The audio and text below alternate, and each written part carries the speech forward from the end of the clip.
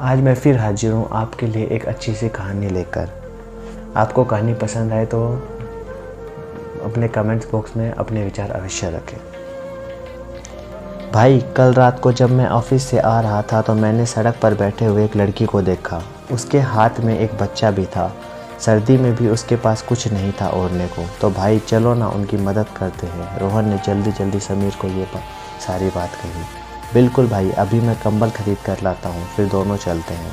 वो लड़की अभी भी वहीं बैठी थी। बहुत छोटी थी वो लड़की। लग ही नहीं रहा था कि एक बच्चे की माँ होगी। यहीं कोई 17-18 साल की होगी। ये लो, आप ये कंबल रख लो, सर्दी बहुत तेज़ हो रही है। आपका बच्चा भी छोटा है। आप कहे तो मैं आपके लिए कहीं और रहने की व्यवस्था करूं? समीर की ये बात सुनकर वो लड़की उसे एकटक देखने लगी। फिर धीरे से बोली, साहब, एक बच्चा नहीं संभलता, दूसरा कहाँ से संभालूंगी? वो सब जरूर कठोर थे, पर उस लड़की की बातें समाज का एक ऐसा घिनौना चेहरा, एक ऐसा दोहरा चरित्र दिखा रही थी जो इज्जतदार लोगों के मुंह पर लात मारने जैसा था।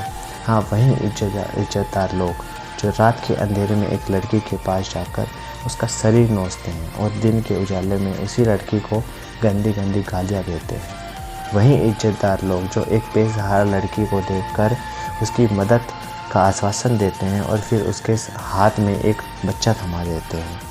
उस लड़की की एक छोटी सी बात ने समीर को अंदर तक हिला दिया था। समीर के पास कोई शब्द नहीं थे जो कि वो उस लड़की को क्या कहे।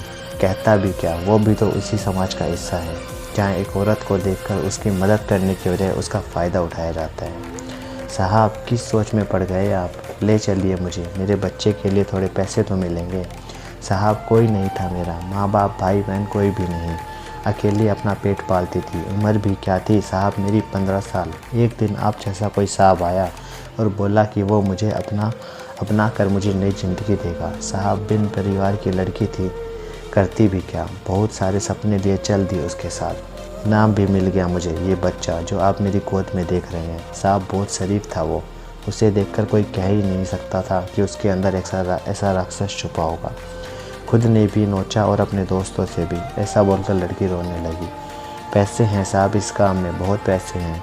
जब उसके दोस्त वो जानवर मुझे नोच कर खाते थे ना साहब, तो पैसे मिलते थे, मुझे खाना मिलता था। साहब, एक दिन भाग गई वहाँ से, पर पूरी तरह से ख़त्म होकर आज जैसे भी हूँ आपके सामने हूँ।